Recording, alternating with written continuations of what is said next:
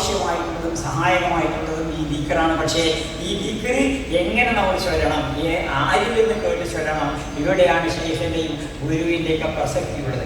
അത്തരത്തിലുള്ള ഒരു സാന്നിധ്യം അറിയിച്ചിട്ടുള്ള മഹൽ വ്യക്തിത്വമായിരുന്നു ഷെയ്ഖുൽ മശായിഖ് നൂറുൽ മശായിഖ് നമ്മൾ തങ്ങൾ.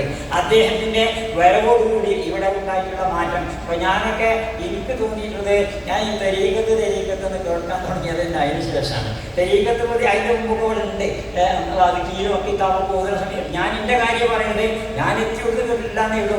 അപ്പോൾ ഞാനൊക്കെ അത്യാവശ്യമായി പറയുമ്പോഴാണ് നമ്മൾ കേൾക്കുക. നാട്ടിൽ തെയ്യത്തും ശരിയൊക്കെ അട്ടിക്കത്തും അങ്ങനെ അധികം മറ്റും നമ്മൾ പഠിച്ചിട്ടുണ്ട്. പക്ഷേ എന്നാൽ പോലും തെയ്യത്ത് എന്നുള്ളത് ഒരു സമൂർദ്ധമായ രീതിയിൽ എന്താണ് തെയ്യത്ത് എന്നത് അതിൻ്റെതായ ഒരു മൂർദ്ധമായ രൂപത്തിൽ അത് ഒരു ശൈഖിൻ്റെ സാന്നിധ്യം, അദ്ദേഹത്തിൻ്റെ കീഴിലുള്ള മുരീദുമാരുടെ സാന്നിധ്യം, അദ്ദേഹത്തിൻ്റെ നേതൃത്വത്തിൽ മുരീദുമാർക്ക് തെർബിയത്തും തസ്ബീയത്തൊക്കെ കൊടുക്കാൻ കഴിവും പ്രാപ്തിയുള്ള ഖുലഫായിൻ്റെ സാന്നിധ്യം, ഇത്തരത്തിലൊരു സമൂർദ്ധമായ രീതിയിൽ തെരീഖത്ത് എന്ന ഈ പ്രതിഭാസം നമ്മുടെയൊക്കെ മുമ്പിൽ പ്രത്യക്ഷത്തിൽ, എൻ്റെയൊക്കെ മുമ്പിൽ പ്രത്യക്ഷത്തിൽ വന്നത് തന്നെ ശൈഖ് നൂരി തങ്ങൾ അവരുടെ വരവിന് ശേഷമാണ്. ഞാൻ വട്ടിക്കാട് ജാമ്യ നൂരിയിൽ നിന്നാണ് അദ്ദേഹത്തെ കണ്ടിരിക്കുന്നു, അദ്ദേഹത്തിൻ്റെ സംസാരം കേട്ടിരിക്കുന്നതൊക്കെ. അപ്പോൾ ജാമ്യ നൂരിയിൽ സ്റ്റേജിൽ അദ്ദേഹം ഇരിക്കുന്നതും അങ്ങനെ അദ്ദേഹത്തിൻ്റെ പ്രസംഗം നടക്കുന്നതും അതിനുശേഷം അദ്ദേഹത്തെ ആ പ്രസംഗത്തിൻ്റെ തുടക്കത്തിൽ തന്നെ സലാത്തോടുകൂടി ആരംഭിക്കുന്നതും ഇങ്ങനെ അതൊക്കെ എപ്പോഴും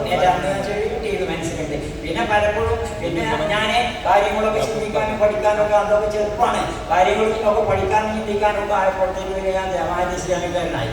അവിടെ പിന്നെ ജയിപ്പില്ല, വലിയുമില്ല, ആചാര്യൻ ഉണങ്ങിയ സ്ഥലമാണല്ലോ. അപ്പോൾ അവിടുത്തെ പറ്റി അപ്പം നമ്മൾ ഇതിനൊന്നും എതിരായ ഒരവസ്ഥയായി. പിന്നെപ്പോൾ തങ്ങളൊരു വഫാത്തായി ആയല്ലോ.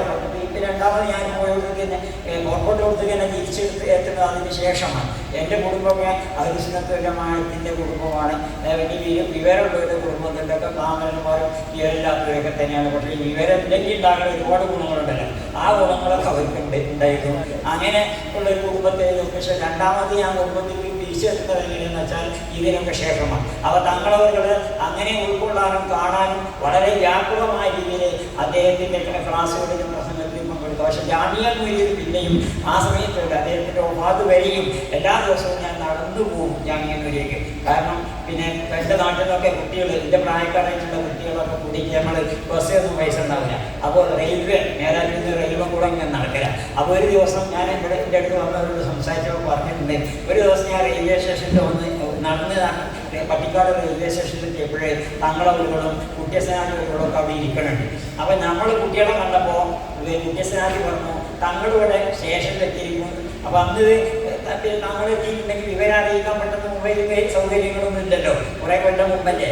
അപ്പോൾ കുട്ടികളെ ഇവിടെ തങ്ങളിവിടെ എത്തിയിട്ടുണ്ടെന്ന് അവിടെ പറയണം, കാറ് വിടാൻ വേണ്ടി പറയണം. എന്നിട്ട് നമ്മൾ ചെന്നിട്ടാണ് കാറ് വിട്ടുകൊണ്ട് തങ്ങളെ കൊണ്ടുപോയതൊക്കെ. ഇങ്ങനെയുള്ള കുറേ ഓർമ്മകളൊക്കെ ഉണ്ട്. പക്ഷെ എന്നാൽ പോലും അകത്ത് കയറി ഞാൻ അത്ര കൂടുതലായിട്ട് അകത്ത് കയറി ഇരുന്നുകൊണ്ടുള്ള അനുഭവങ്ങൾ എനിക്കില്ല. അതുകൊണ്ട് പുറത്തിരുന്നു കൊണ്ട് അതുപോലെ തന്നെ നമ്മുടെ റൂമിലിരുന്നുകൊണ്ട് അല്ലെങ്കിൽ വരാതിരുന്നുകൊണ്ട് വീക്ഷിച്ചതിൻ്റെയും നിരീക്ഷിച്ചതിൻ്റെയും മനസ്സിലാക്കിയതിൻ്റെയൊക്കെ അടിസ്ഥാനത്തിൽ ചില കാര്യങ്ങൾ നിങ്ങളുമായി ഷെയർ ചെയ്യുന്നേ ഉള്ളൂ. എനിക്ക് നിശ്ചയിക്കപ്പെട്ടിട്ടുള്ള സമയം അവസാനിക്കുന്നു. അതുകൊണ്ട്